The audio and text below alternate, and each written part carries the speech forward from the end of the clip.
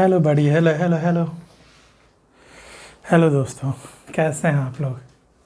I think you all are doing well and how your preparation is going on.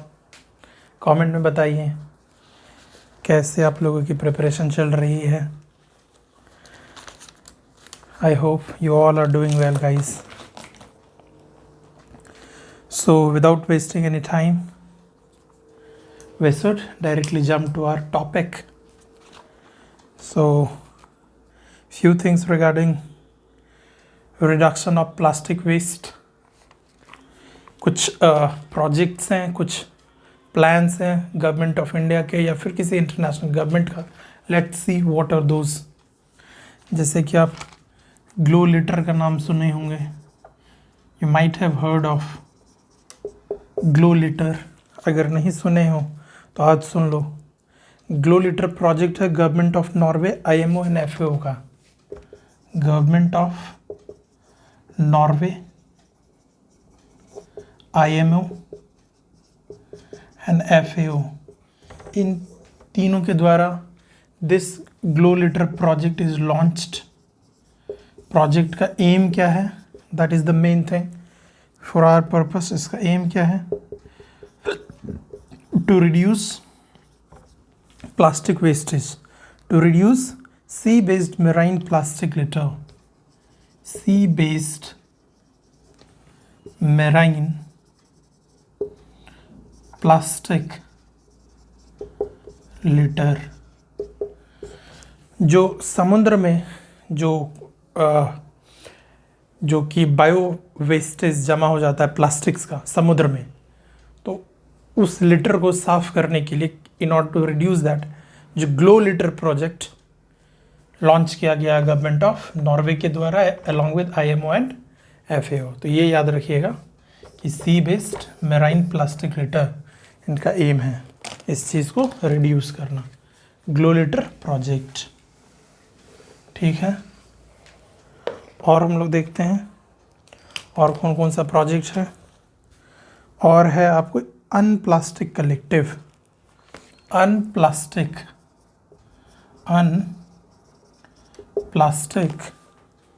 Collective, अनप्लास्टिक collective किनके द्वारा है? ये basically ये project India में है। बस अनप्लास्टिक कलेक्टिव मीन्स कलेक्टिव एफर्ट लगना चाहिए लोगों की ओर से, ताकि वहीं फिर से प्लास्टिक वेस्ट ना हो।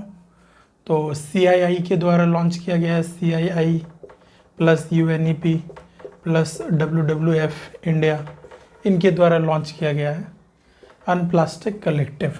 नाम याद रखिए, बस ये सब प्रोजेक्ट है to reduce the plastic wastage, बस, ठीक है।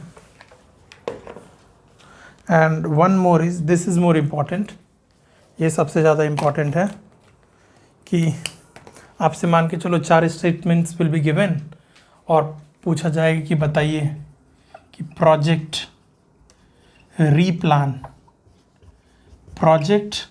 रीप्लान किस चीज़ से रिलेटेड है। It is related to which aim. कोई भी ऑब्जेक्टिव्स दिया रहेगा 4, बताइए कि प्रोजेक्ट रीप्लान किससे संबंधित है। बताइए प्रोजेक्ट रीप्लान। तो RE का मतलब है रिड्यूसिंग। RE का क्या मतलब है? रिड्यूसिंग। PLA का मतलब है प्लास्टिक फ्रॉम। N का मतलब है नेचर, ठीक है। Reducing plastics from nature, reducing plastics from nature. तो बस यही प्रोजेक्ट रीप्लान, इस चीज़ को समझ लीजिए बस। तो प्लास्टिक से रिलेटेड जो भी ऑप्शन में रहेगा, so you should go with that, project replan.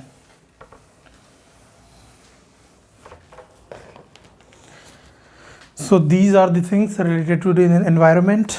अच्छा, कुछ इंटरेस्टिंग चीज़ भी चल रहा है न्यूज़ में भी, जैसे कि एक मेटा का प्रोजेक्ट वाटरवर्थ। मेटा का प्रोजेक्ट वाटरवर्थ क्या है ये?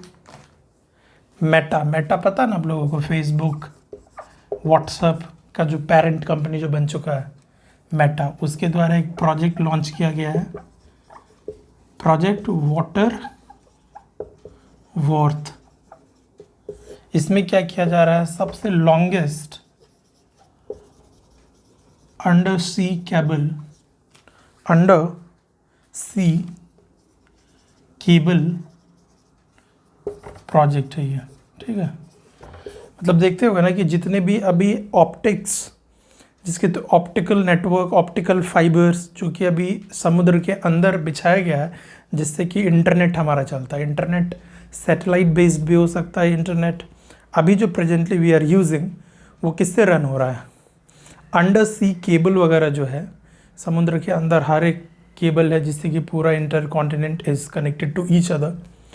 तो मेटा का भी एक प्रोजेक्ट है, प्रोजेक्ट वाटरवर्थ, जिसके थ्रू वो क्या कर रहा है, अंडर सी केबल बिछाएगा और सबको कनेक्ट करेगा। तो इंडिया जो कि मेन मार्केट है मेटा के लिए, इंडिया में यू नो दैट कि बहुत सारे फेसबुक व्हाट्सएप यूज़र्स हैं। तो India is also a part of this longest undersea cable project of Meta. क्या नाम है प्रोजेक्ट का, वाटरवर्थ, ठीक है, प्रोजेक्ट वाटरवर्थ। अच्छा, गूगल एक चीज़ और प्लान कर रही, गूगल प्लान क्या कर रही पता है आप लोगों को, देखिए मतलब कि कहाँ पर हम लोग पहुँच रहे हैं।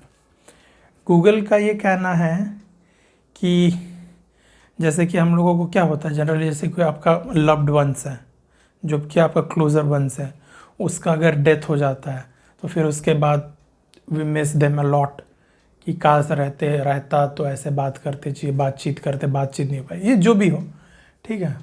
तो गूगल का है कि अब डिजिटल ट्विन बनाना है, डिजिटल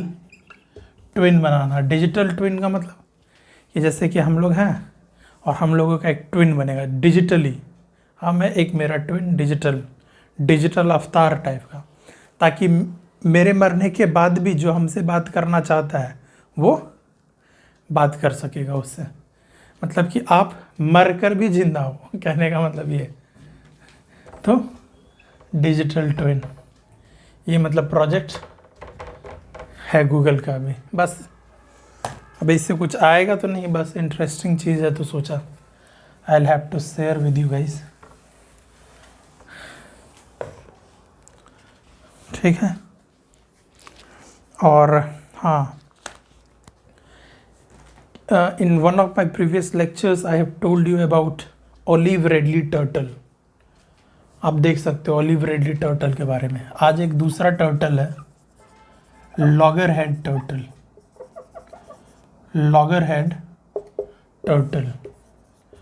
लॉगरहेड टर्टल जो है ना, लॉगरहेड टर्टल ये क्या करता है आपको पता है, टू navigate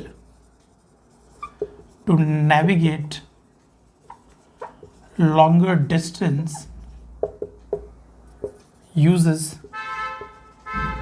geomagnetic field, ठीक है।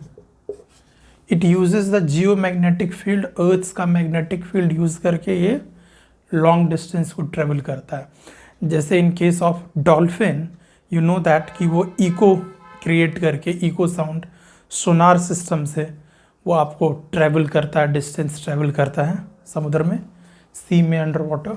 उसी तरीके से लॉगरहेड टर्टल जो है वो किस चीज़ का यूज़ करके, जियो मैग्नेटिक फील्ड का यूज करके, magnetic field, earth's magnetic field का यूज़ करके लॉन्गर डिस्टेंस ट्रैवल करता है लॉगरहेड। और जैसे वो किसी एक प्लेस पर पहुंचता है जहाँ पर कि उसको अपना फूड, भोजन वगैरह मिलता है, तो वहाँ पर वो अपना टर्टल डांस करना शुरू कर देता है, टर्टल डांस, ठीक है, टर्टल डांस, लॉगरहेड टर्टल। तो ये इनका बिहेवियर है, लॉगरहेड टर्टल का जियोमैग्नेटिक फील्ड यूज़ करता है, ठीक है। इतना हाँ, कुछ जानना चाहिए हम लोगों को। हाँ, एक चीज़ और कि अभी पंचायती राज सिस्टम के बारे में आप लोगों को पता है, what is the basis, what is the foundation of Panchayati Raj system.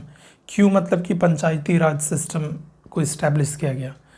पहले क्या था, सेंट्रलाइजेशन, सेंटर में पावर था, उसको पावर को थोड़ा सा यू कैन से दैट कि डिवॉल्यूशन ऑफ पावर हुआ, तो स्टेट के पास आया, what we call it federation, federal system.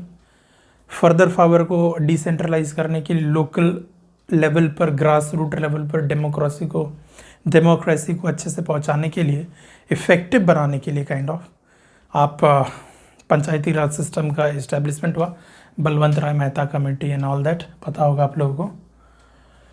हाँ, तो उसके रिगार्डिंग अभी क्या हुआ, सेंटर ने एक इंडेक्स रिलीज़ किया है, जिस इंडेक्स का नाम है डिवॉल्यूशन index, डिवॉल्यूशन index for Panchayati Raj institution या फिर पंचायती राज सिस्टम्स। तो इस इंडेक्स में नंबर 1 कौन है पता है? नंबर 1 है कर्नाटका। नंबर 1 कौन है?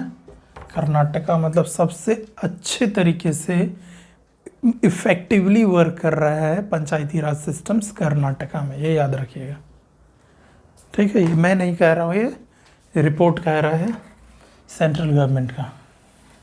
डिवॉल्यूशन इंडेक्स में वो नंबर 1 है कर्नाटका, ठीक है। और नाउ विल सी कि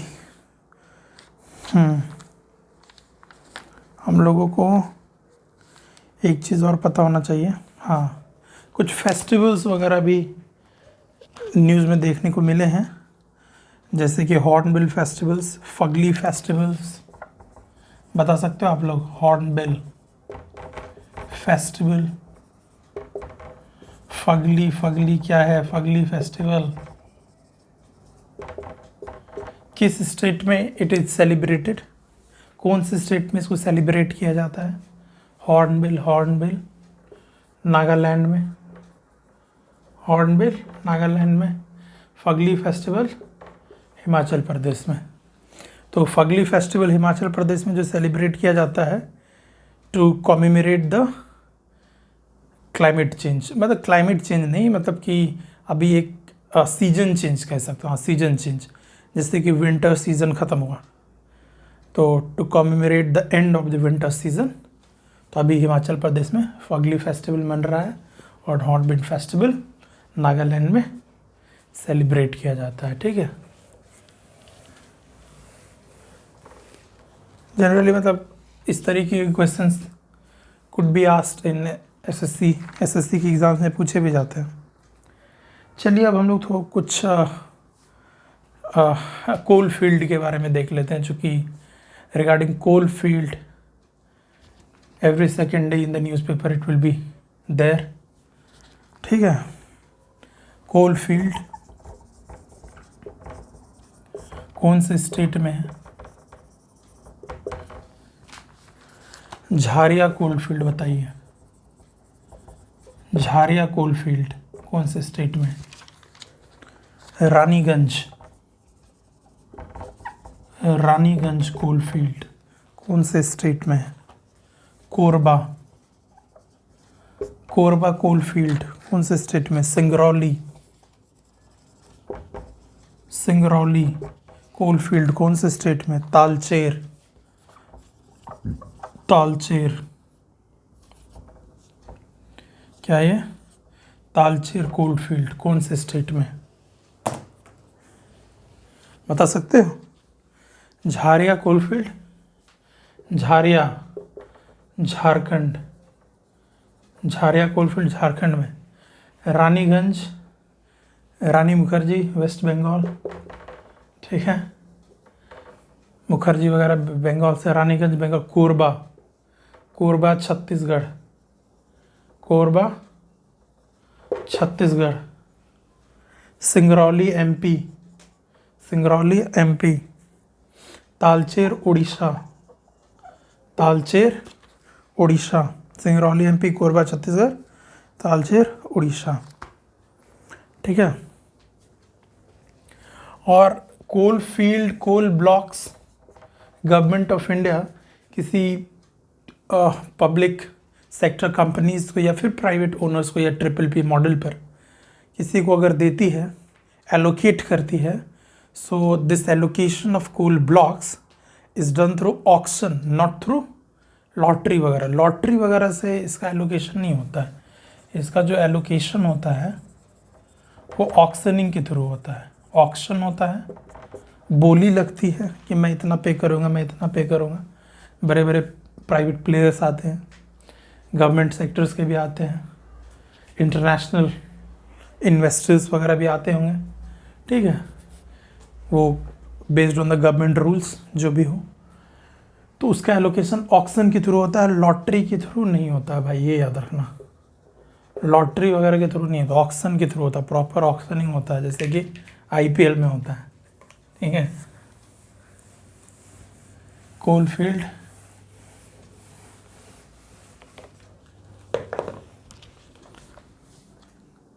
और एक data, some data we should remember. India जो है 5th largest coal reserves in the world. India जो है कोल रिजर्व्स है इंडिया में, जो कि 5th लार्जेस्ट है वर्ल्ड में।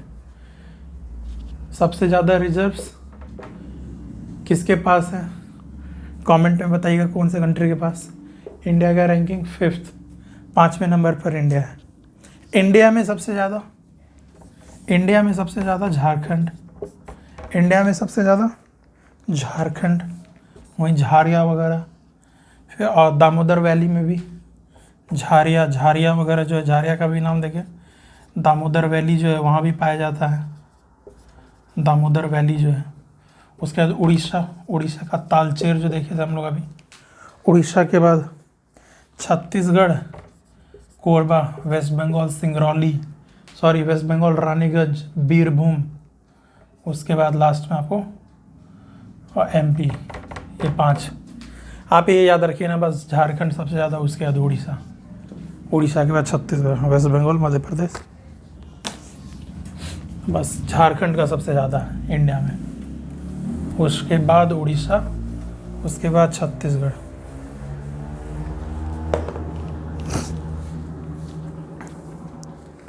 ठीक है।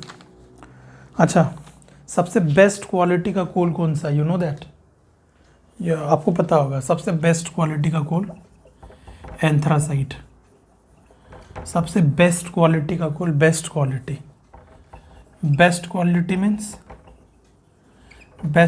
मीन्स सिंपल से बात है, कार्बन कंटेंट ज़्यादा होगा, मॉइस्चर सल्फर कंटेंट कम होगा, ठीक है। मॉइस्चर इसमें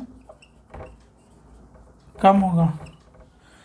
तो एंथ्रासाइट इंडिया में केवल जम्मू एंड कश्मीर में पाया जाता है, केवल। अगर कभी ऐसा लिखा रहे कि anthracite coal is found in Jammu and Kashmir only in India, India में केवल जम्मू एंड कश्मीर में पाया जाता है एंथ्रासाइट कोल, तो सुनने में लग रहा है कि एक्सट्रीम स्टेटमेंट है, बट एक्सट्रीम तो है लेकिन अब ट्रू भी है, तो क्या कर सकते हो, एक्सट्रीम स्टेटमेंट भी ट्रू हो सकता है, यही ध्यान रखना। आँख कान मूंद कर एलिमिनेशन नहीं करना है सब में, कुछ कुछ पता भी होना चाहिए, ठीक है। Anthracite Jammu and Kashmir guys. और बताइए आप लोग क्या हो रहा है? हाँ, कुछ न्यूज़ में जो कोल फील्ड्स है उसको भी देख लेते हैं हम लोग। कोल फील्ड्स इन द न्यूज़। एक रिपोर्ट में ये बताया गया है कि जैसे कि वर्ल्ड का 5 लार्जेस्ट कोल फील्ड है ना, उसमें से 2 इंडिया का ही है, Gevra and Kusmunda.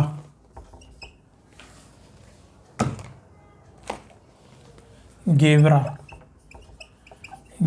And Kusmunda. Gevra coal field, Kusmunda coal field दोनों ही छत्तीसगढ़ में है। दोनों ही कहाँ पर है? छत्तीसगढ़ में। Gevra coal field and Kusmunda coal field दोनों ही आपको छत्तीसगढ़ में है। तो वर्ल्ड का जो टॉप 5 लार्जेस्ट कोल फील्ड है उसमें से ये दूसरे रैंक पर है, ये चौथे रैंक पर है। वर्ल्ड की बात कर रहे हैं हम लोग, ठीक है। तो ऐसे अगर मान के चलो नाम दे देगा कि गेवरा कुसमुंडा क्या है, मतलब बोल सकता है ना कि Gevra Kusmunda recently seen in the news, it is related to which of the following. क्या ये कोल माइंस है, क्या ये सिल्वर माइंस है, क्या एल्यूमिनियम माइंस है, आयरन माइंस है। 4 ऑप्शन देगा तो हम लोग किसके साथ जाएंगे? कोल माइंस के साथ, गेवरा एंड कुसमुंडा।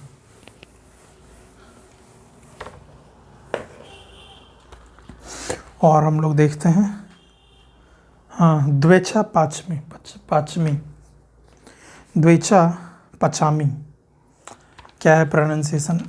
आप लोग भी पढ़ के बताइए क्या लिखा हुआ है। द्वेचा पाचमी पचामी, द्वेचा पाचमी वेस्ट बंगाल में है ये, Birbhum district of West Bengal, Birbhum. अब देखिए ये सब भूल जाओगे, कोई दिक्कत नहीं, मैं भी भूल जाऊंगा। द्वेचा पाचमी, ये बताया जा रहा है कि सेकेंड लार्जेस्ट होने वाला है coal mines in the world. World में सेकेंड लार्जेस्ट, तो इंडिया में first, largest. Deocha Pachami coal field जो है अभी यहाँ पर काम चल रहा है कि ये इंडिया का फर्स्ट लार्जेस्ट होने वाला है कोल फील्ड और वर्ल्ड का second largest. Birbhum district of, ये मत भूलिएगा बस कि वेस्ट बंगाल के बीरभूम डिस्ट्रिक्ट कहाँ पर है? वेस्ट बंगाल में है, और वहाँ पर कोल्स पाया जाता है। ठीक है, द्वेचा पाचमी इसी से रिलेटेड है। याद कीजिए एक बार एयरपोर्ट से रिलेटेड क्वेश्चन आया था ना कि 3-4 एयरपोर्ट है, कौन से स्टेट में है, तो वो एयरपोर्ट न्यूज़ में था। अब कोल माइंस 3-4 दे दें कौन से स्टेट में है, तो द्वेचा पाचमी ये यहाँ पर है।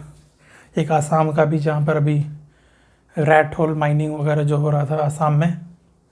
रैट होल माइनिंग का कॉन्सेप्ट क्या बताइए, कल कमेंट में बताइए। हसदेव करके कुछ था वहाँ पर, coal mines. Deocha Pachami, Birbhum district of West Bengal. ठीक है, सो गाइस, और हम लोग क्या देखें? First let me see the time, it's already 22 minutes guys. चलिए, डीआरसी न्यूज़ में चल रहा है, पता है ना आप लोगों को? DRC, democratic Republic of Congo. एक गोमा सिटी है और दूसरा है बुकावू सिटी।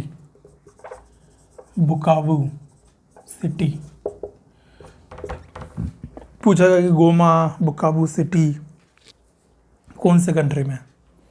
तो डीआरसी में है, गोमा सिटी, बुकावू सिटी। अब इसका लोकेशन देखना बहुत ज़रूरी है। अब जैसे कि ये मान के चलिए कि अपना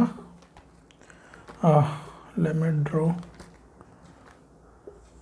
ठीक है, ये क्या अपना अफ्रीकन कॉन्टिनेंट है, ऐसे करके फिर अपना अफ्रीकन कॉन्टिनेंट हो जाता है ना। जैसे भी हो, चलिए छोड़िए, उतना ऊपर तक नहीं जाते, यहीं तक नीचे रखते हैं हम लोग। ठीक है, गोमा सिटी और डीआरसी हम लोगों को देखना है। Goma city and Bukavu city.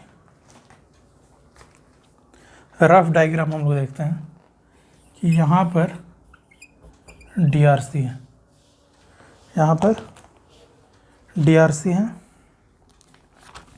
और यहाँ पे 2 छोटा कंट्री है, ये आर, ये बी। ये आर जो है ये रवांडा है, बी जो है बुरुंडी है। Rwanda Burundi. यहाँ पे काइंड ऑफ एक लेक है, ठीक है, एक लेक है। और फिर ये आपको एक कंट्री है युगांडा, देख रहे हो ना, रवांडा, बुरुंडी, युगांडा, डीआरसी की ओर। और उसके बाद आपको इधर ये जो कंट्री है ये तांजानिया है। ये क्या है? तांजानिया है। और फिर इधर आपको ये कीनिया है। ये आपको अंगोला एंड जाम्बिया है। ये जो आपको है ये अंगोला है और ये आपको जाम्बिया है, ठीक है, अंगोला है, जाम्बिया है। और अगर नीचे देखोगे तो ये नामीबिया है, ये आपको बोत्सवाना है, जिम्बाब्वे है, ये साउथ अफ्रीका है, फिर यहाँ पर कॉन्गो है, डेमोक्रेटिक रिपब्लिक ऑफ कॉन्गो है। तो बस यही दिखाना चाह रहा था मैं कि अभी चल रहा है ना सीन वहाँ पर, रेबल फाइट वगैरह, DRC और रवांडा। यहाँ पर गोमा सिटी है, दिस इज़ गोमा सिटी, और ये आपका बुकाबू सिटी। कोई ऊपर नीचे होगा, उतना डायरेक्शन नहीं पूछने वाला कौन नॉर्थ में, बस इसके बॉर्डर पे ये जानो क्या, DRC एंड रवांडा के बॉर्डर पे एक गोमा सिटी, एक बुकाबू सिटी, ठीक है। तो उसी पर रवांडा वाले अटैक कर रहे हैं। तो एथनिक वायलेंस वगैरह है और हिस्टोरिकल बैकग्राउंड वगैरह का है कि रवांडा में और 2 एथनिक ग्रुप थे, एक का वहाँ पे रूल चला, दूसरा बेचारा रूल नहीं कर पाया, तो उनका टर्म्स एंड कंडीशंस पसंद नहीं आया। फिर बाद में क्या हुआ कि मान के चलो एक एक्स एथनिक ग्रुप था, एक वाई था, तो एक्स का रूल चल रहा था वहाँ पर, ठीक है।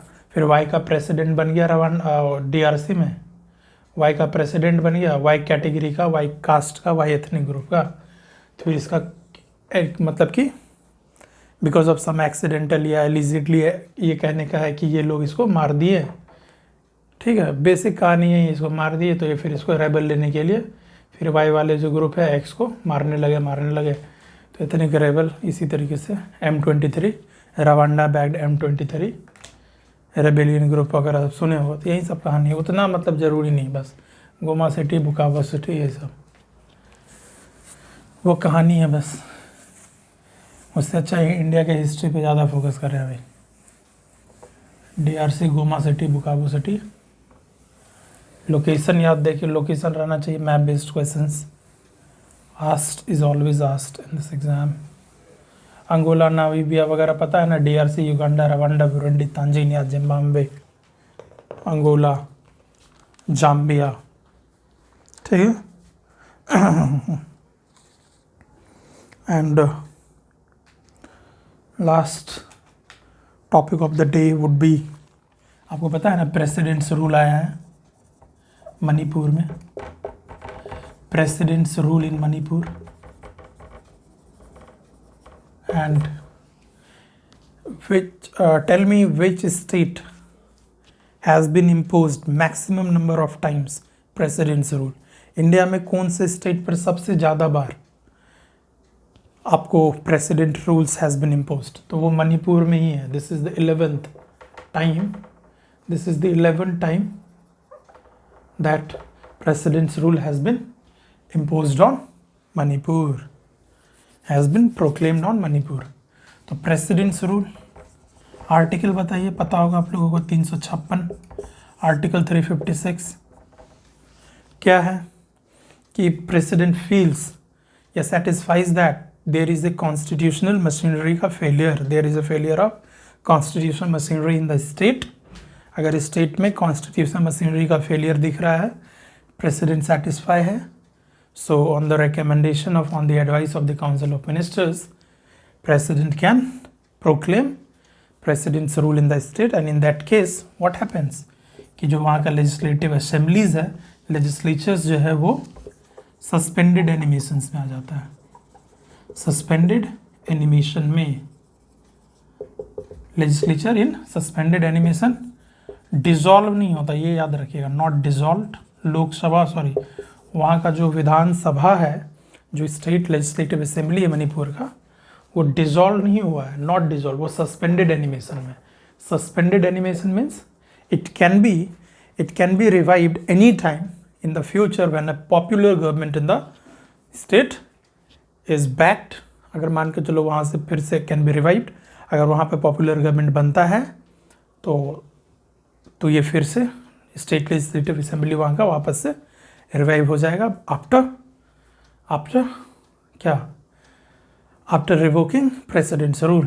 प्रेसिडेंट्स रूल को रिवोक कीजिए और पॉपुलर गवर्नमेंट बना है तो फिर से वहाँ का स्टेट लेजिस्लेटिव असेंबली फिर से रिवाइव कर जाएगा, फिर से बैठ जाएगा, डिजॉल्व नहीं हुआ, सस्पेंडेड एनिमेशन में। तो इसका मतलब यही है, ठीक है। और इसमें क्या है कि दोनों ही both the houses of parliament को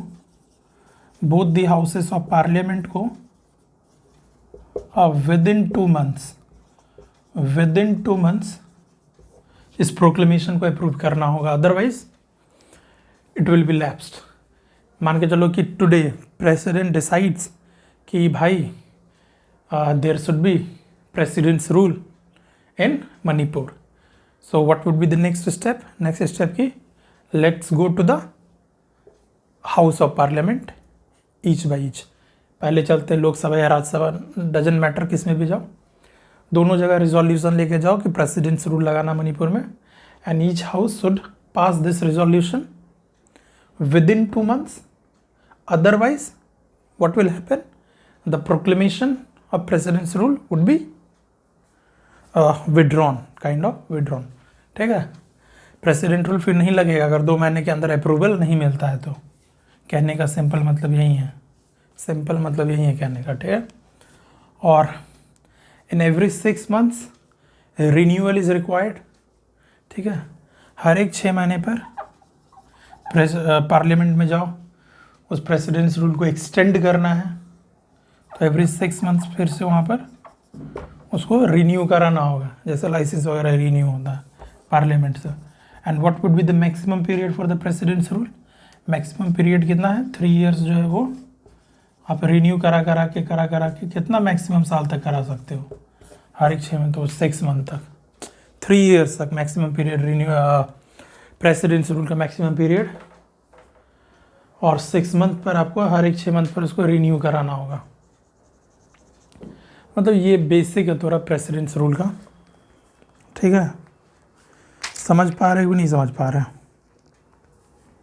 ठीक है। अच्छा ये बताओ कितने बार प्रेसिडेंट रूल अभी तक में इम्पोज हो चुका है इंडिया में, 135 टाइम्स, 135 बार।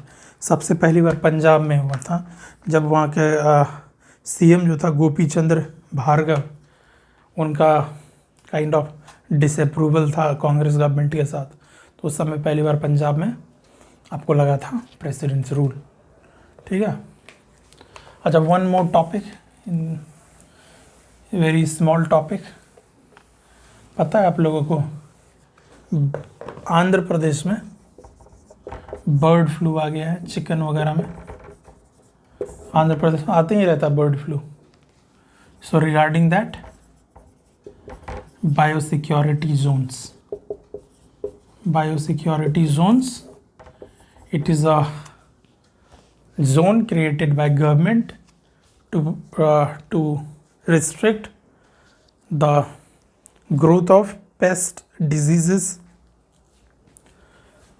जोन्स क्रिएट किया गया है ताकि प्रिवेंट किया जाए, किस चीज़ को प्रिवेंट किया जाए, जो भी पेस्ट वगैरह डिजीज़ वगैरह जैसे कि फ्लू वगैरह फैल रहा है तो उसके लिए एक बायोसिक्योरिटी जोन क्रिएट किया जाता है स्ट्रैटेजिकली, ठीक है। Agricultural and live stock field में, ठीक है, agricultural field, live stock field में डिजीज़ कंट्रोल करने के लिए, पेस्ट कंट्रोल करने के लिए, इन्वेजिव स्पीसीज कंट्रोल करने के लिए this zone is created, biosecurity zones. Biosphere reserves अलग है ना, पता है ना हम लोगों को, national park, wildlife sanctuary, biosphere reserves, ये है बायोसिक्योरिटी जोन्स। मान के चलिए आपको डेफिनेशन पूछ देगा, 4 डेफिनेशन होगा, बताइए कि इसमें से बायोसिक्योरिटी जोन्स क्या क्या है, कौन सा डेफिनेशन। तो something related to this, agriculture के फील्ड में, लाइव स्टॉक के फील्ड में जो डिजीज़ पेस्ट जैसे बर्ड फ्लू वगैरह आ गया है तो उसको रोकने के लिए हम लोग बायोसिक्योरिटी जोन्स क्रिएट करते हैं, ठीक है। So I think having covered these all topics, I should end my today's session here only. So guys, love you all, like, share, subscribe. Thank you. Jai Hind, Jai Bharat.